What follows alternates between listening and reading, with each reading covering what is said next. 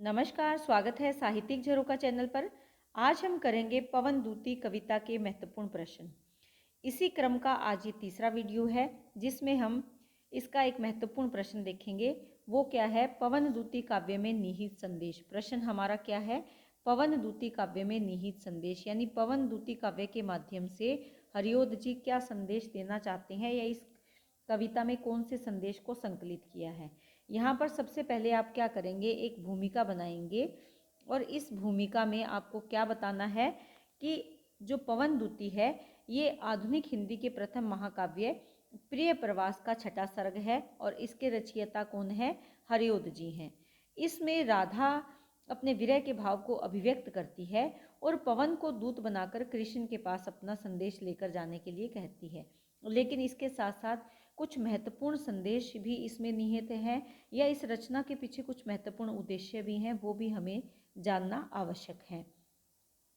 इस जो ये काव्य है इसमें नव जागरण कालीन संदेश भी दिया गया है, क्योंकि इस समय जो हमारा देश है वो आज़ादी के लिए करवट ले रहा है और ऐसे में हमें लोगों को जगाना, जागृत करना, देश में प्रेम, शक्ति, भाईचारे और मानवीयता का संदेश देना भी उतना ही आवश्यक हो जाता है।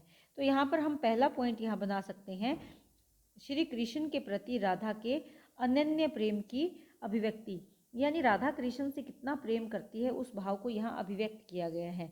राधा कृष्ण के मथुरा चले जाने पर विरह से व्याकुल है और वो पवन को दूती बनाकर या दूत बनाकर उसे भेजने का निर्णय लेती है और अपने प्रेम भाव को दूत के माध्यम से कृष्ण तक पहुँचाने का प्रयास करती हैं।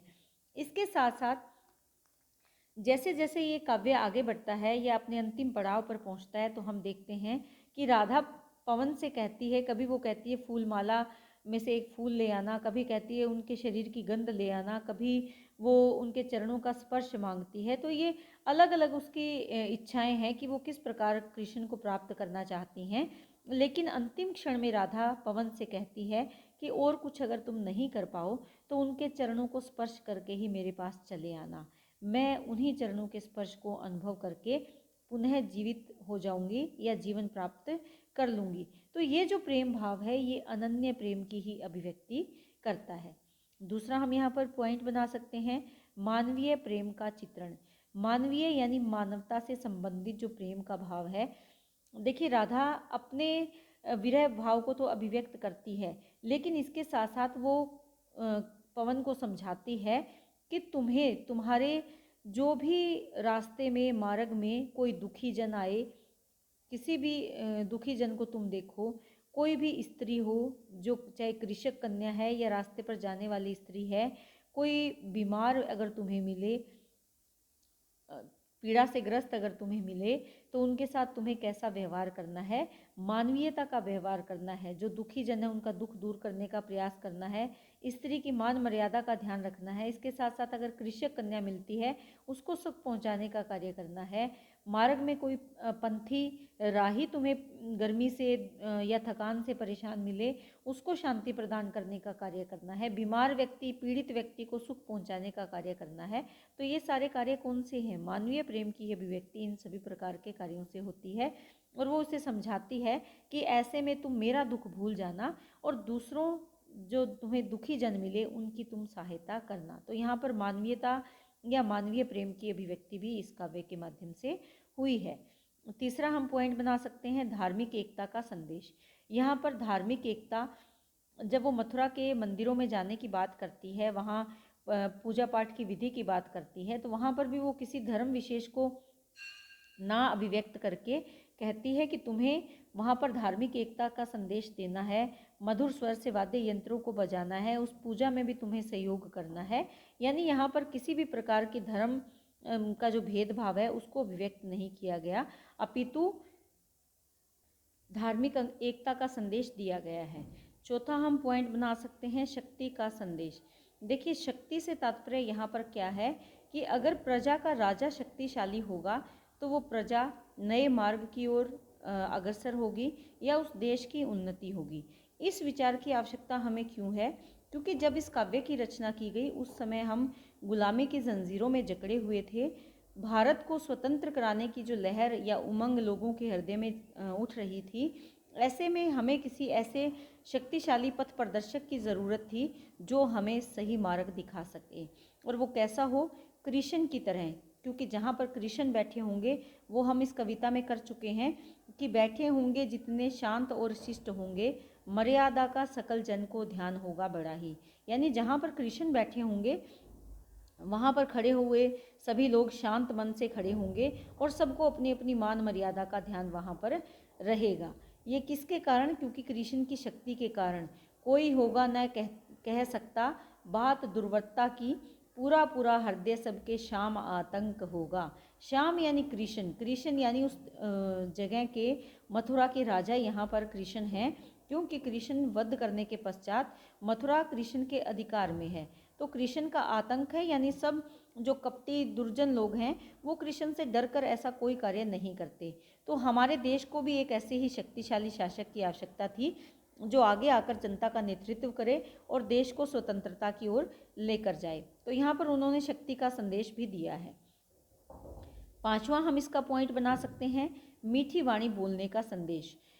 जो पवन जब जाती है तो राधा पवन को यही समझाती है कि तुम्हें जो भी मिले उनके साथ तुम्हें मीठी वाणी में व्यवहार करना है।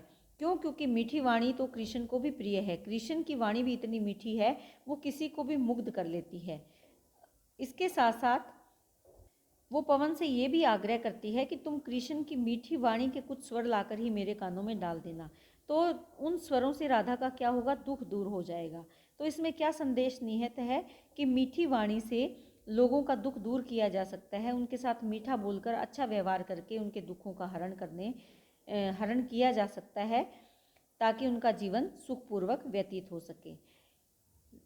छठा पॉइंट हम इसमें बना सकते हैं, लोक मंगल की कामना। देखिए, जो ये काव्य लिखा गया, यहाँ पर जो राधा है ये समाज सेविका के रूप में दिखाई गई है।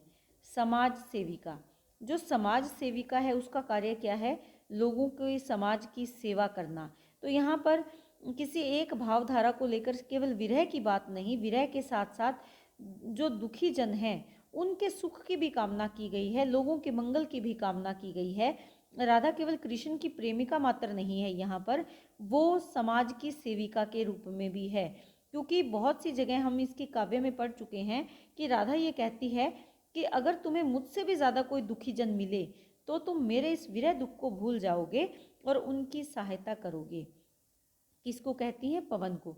तो यहाँ लोक मंगल की कामना या लोक मंगल की जो भावना का संदेश देना है, ये यहाँ पर मुख्य संदेश के रूप में हम यहाँ लिख सकते हैं कि जो इस काव्य की रचना का मुख्य उद्देश्य है लोक मंगल की कामना है, ताकि लोगों का, दुखी जन का, पीड़ित जन का मंगल हो सके। और वो किसके माध्यम से?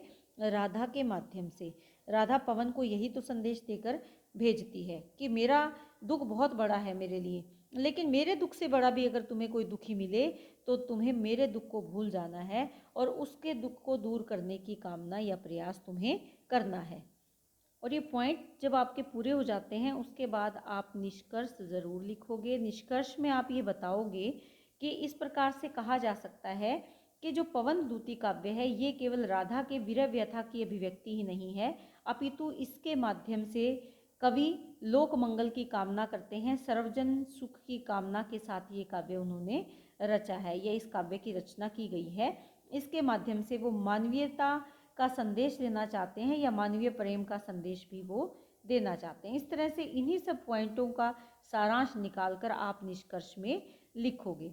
इस तरह से अगर आप ये प्रश्न तैयार करोगे तो निश्चित तौर पर ये प्रश्न बहुत अच्छा आपका तैयार हो जाएगा। तो उम्मीद करती हूँ कि ये प्रश्न आप बहुत अच्छे से समझे हो, बहुत ही महत्वपूर्ण प्रश्न है और अक्सर एग्ज़ाम्स में आने वाला प्रश्न आज हमने किया है। इसी तरह चैनल को लाइक, शेयर, सब्सक्राइब करते रहें। बहुत बहुत धन्यवाद।